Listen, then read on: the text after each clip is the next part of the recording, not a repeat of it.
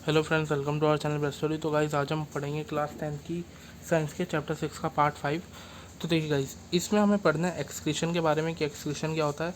तो उसके बारे में बता रहा है guys, the process of removal of harmful metabolic wastage from the body. मतलब एक ऐसी प्रोसेस जिसमें हम क्या करते हैं, अपनी बॉडी से जो हार्मफुल मेटाबॉलिकल वेस्टेज होते हैं उन्हें बाहर निकालते हैं, उसे बोला जाता है guys excretion.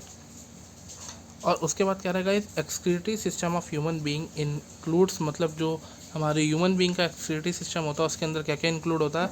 A pair of kidneys, urinary bladder, ureter and urethra. मतलब जो हमारा एक्सक्रीटरी सिस्टम होता है उसके अंदर गाइस किडनीज इन्वॉल्व होते हैं, यूरिनरी ब्लैडर होता है, यूरेटर होता है और यूरेथ्रा इन्वॉल्व होता है।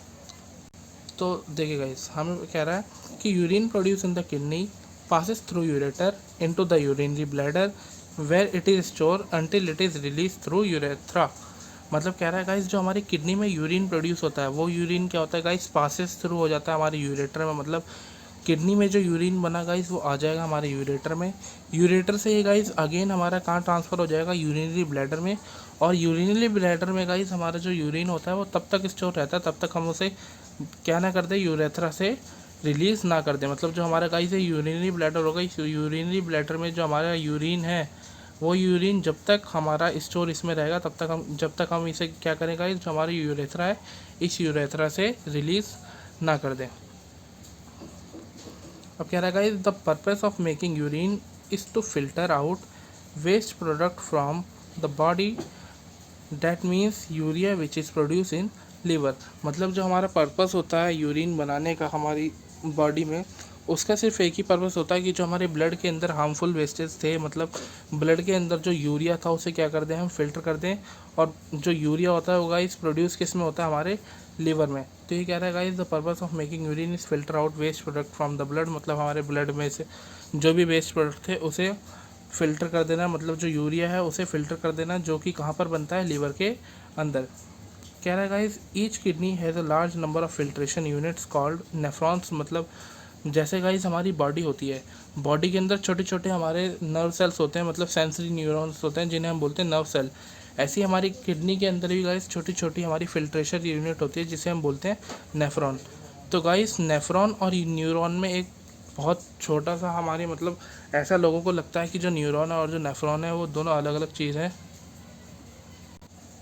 देखिए गाइस, अगर हम बात करें नेफ्रॉन और न्यूरॉन की, तो गाइस नेफ्रॉन और न्यूरॉन दोनों में क्या होता है गाइस, नेफ्रॉन जो होता है वो किडनी की हमारी एक फिल्ट्रेशन यूनिट होती है।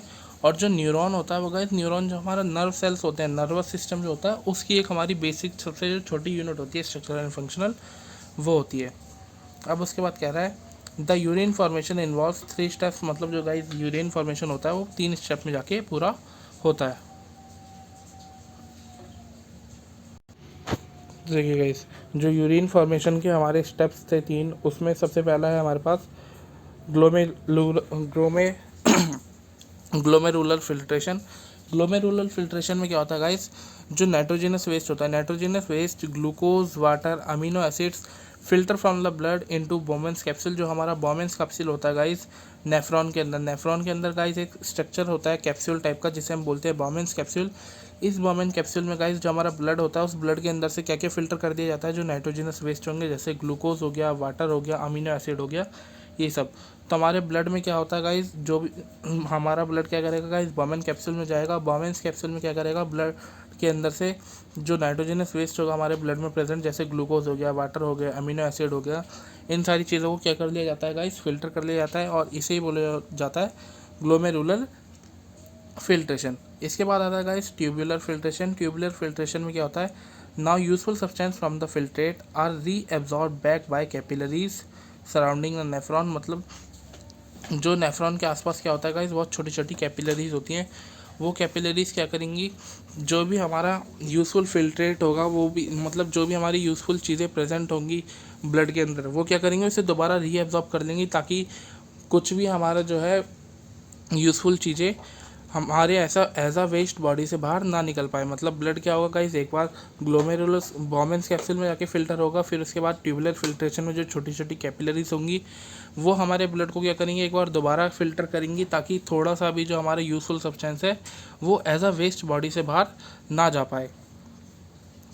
उसके बाद आता है गाइस सिक्रीशन। सिक्रीशन में कह रहा है extra water salt are secreted into tubule which open up into the collective duct then into the ureter. मतलब जो हमारा ब्लड के अंदर एक्स्ट्रा वाटर होगा, सॉल्ट होगा, वो सब क्या होंगे गाइस, सीक्रेट हो जाएंगे एक ट्यूब्यूल में। वो ट्यूब्यूल क्या करेगी गाइस, ओपन हो जाएगी कलेक्टिवली डक्ट में, और ये कलेक्टिवली डक्ट क्या करेगी, इन सभी चीज़ों को, मतलब जो एक्स्ट्रा वाटर होगा, सॉल्ट होगा, इन सभी को कहाँ जाके ओपन कर देगी, यूरेटर में। और यूरेटर से गाइस ये यूरिनरी ब्लैडर में जाएगा, और फिर उसके बाद ये यूरेथ्रा से बाहर निकल जाएगा। अब हम बात करते हैं गाइस हीमोडायलिसिस की। सिक्रीशन तक जो हमारा था ये गाइस यूरिन फॉर्मेशन के स्टेप्स थे, ये पूरा हो गया। अब ये हीमोडायलिसिस हमारा नेक्स्ट टॉपिक है। तो देखिए गाइस हीमोडायलिसिस की अगर हम बात करें तो हीमोडायलिसिस में बता रहा है the process of purifying blood bye an artificial kidney, it is mean for kidney failure patient. मतलब हीमोडायलिसिस एक ऐसी प्रोसेस है गाइस जिसमें हम क्या करते हैं, हमारा जो ब्लड है उस ब्लड को प्योरीफाई करते हैं। लेकिन वो प्योरीफाई गाइस हमारा जो, अगर हम ह्यूमन बॉडी की बात करें तो ह्यूमन बॉडी में जो ब्लड होता है वो हमारा फ़िल्टर होता है या फिर प्योरीफाई होता है किडनी के द्वारा। लेकिन बहुत सारे लोग ऐसे होते हैं जिनकी जो किडनीज़ होती है गाइस किडनी फेल हो जाती है, तो उसके बाद उनकी बॉडी में क्या होता है, ब्लड फ़िल्टर नहीं हो पाता। तो हम गाइस क्या करते हैं, हम आर्टिफिशियल किडनी जो होती है, मतलब मशीन्स वगैरह जो होती हैं गाइस, उनके थ्रू क्या करते हैं, ऐसे पेशेंट्स का हम क्या करते हैं, ब्लड को पूरी तरीके से फ़िल्टर करते हैं। तो इसी प्रोसेस को बोला जाता है गाइस हीमोडायलिसिस, कि the process of purifying blood bye an artificial kidney. मतलब आर्टिफिशियल किडनी से जब हम किसी भी ह्यूमन का ब्लड फ़िल्टर करते हैं तो उसे बोला जाता है हीमोडायलिसिस। और ये उन्हीं पेशेंट का होता है जिनकी जो किडनी है वो क्या हो जाए, फेल हो जाए, मतलब दोनों किडनी क्या करें, पूरी तरीके से काम करना बंद कर दें। अगर हम बात करें गाइस एक्सक्रीशन इन प्लांट्स की, तो एक्सक्रीशन इन प्लांट्स में कह रहा है कि जो ऑक्सीजन, CO2 और H2 होते हैं, ये सारे हमारे क्या होते हैं, ट्रांसपिरेशन प्रोसेस के दौरान क्या होते हैं, स्टोमेटा से बाहर निकल जाते हैं। तो एक तरीके से एक्सक्रीशन ही हो गया, क्योंकि गाइस जो हमारे स्टोमेटा होता है वो कुछ ऐसा होता है। तो ये स्टोमेटा जब ओपन होता है तो गाइस इसमें ये जो छोटे छोटे पोर्स होते हैं, इनसे क्या होता है, CO2 हो गया, हमारा वाटर हो गया, तो ये सारी चीज़ें बाहर निकल जाती हैं। जिस प्रोसेस को बोला जाता था गाइस ट्रांसपिरेशन, क्योंकि ट्रांसपिरेशन में क्या होता है, जो हमारा वाटर होता है उस वाटर का भी लॉस हो जाता है गैसेस के एक्सचेंज के दौरान। तो ये भी एक तरीके से गाइस एक्सक्रीशन में आ जाता है।